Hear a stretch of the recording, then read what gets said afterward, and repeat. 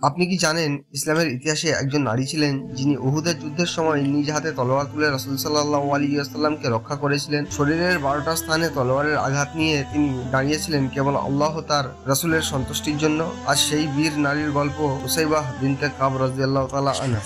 নুসাইবা বিনতে কাব রাদিয়াল্লাহু তাআলা আনহা ছিলেন আনসার গোত্রের একজন প্রভাবশালী নারী। মদিনার খাজরাজ গোত্রের এই সাহাবিয়া খুব অল্প বয়সেই ইসলাম গ্রহণ করেন। তিনি ছিলেন সেই নারীদের একজন যারা দ্বিতীয় আকাবার সন্ধিতে অংশ নেন, যেখানে মক্কার মুসলিমদের জন্য মদিনা নিরাপদ আশ্রয়স্থল হয়। তিনি শুধু একজন সাহসিনী নারী ছিলেন না, বরং সত্যিকারের একজন মুজাহিদা, যার পুরো পরিবার ইসলাম রক্ষায় নিজের জীবন বিলিয়ে দিয়েছে।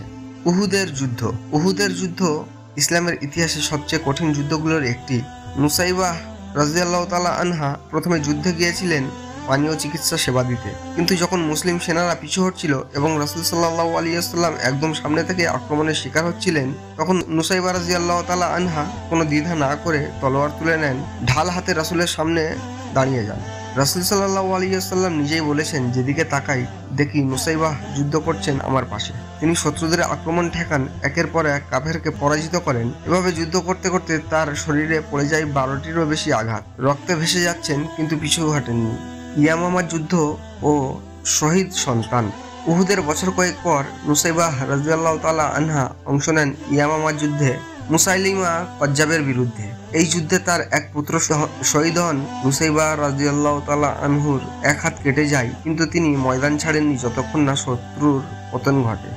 একজন মা, একজন যোদ্ধা, একজন সাহাবিয়া, 3টি পরিচয় একসাথে ধারণ করেছিলেন তিনি।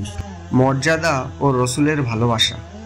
নুসাইবাহ রাদিয়াল্লাহু তাআলা আনহা শুধু সাহসের প্রতীক ছিলেন না, তিনি ছিলেন রাসূল সাল্লাল্লাহু আলাইহি ওয়াসাল্লামের ভালোবাসার প্রতীক। রাসূল সাল্লাল্লাহু আলাইহি ওয়াসাল্লাম তার জন্য দোয়া করেছিলেন, হে আল্লাহ, নুসাইবা ও তার পরিবারকে আমার সঙ্গী বানাও জান্নাত। তিনি নারী সমাজের জন্য ছিলেন এক জীবন্ত অনুপ্রেরণা। তার মতো সাহাবিয়ারা ইসলামকে শক্ত ভিত্তির উপর প্রতিষ্ঠিত করেছেন। নুসাইবাহ বিনতে কাব রাদিয়াল্লাহু তাআলা আনহা একজন সাহাবিয়া, একজন জননী, এক যোদ্ধা।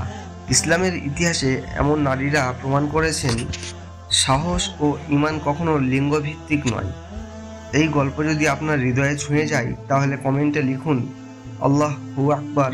ভিডিওটি শেয়ার করুন যাতে সবাই জানে আমাদের ইতিহাস কত গৌরবময়। আর হ্যাঁ, সাবস্ক্রাইব করতে ভুলবেন না, কারণ এমন আরও বীরত্বগাথা নিয়েই আমরা ফিরে আসবো ইনশাআল্লাহ।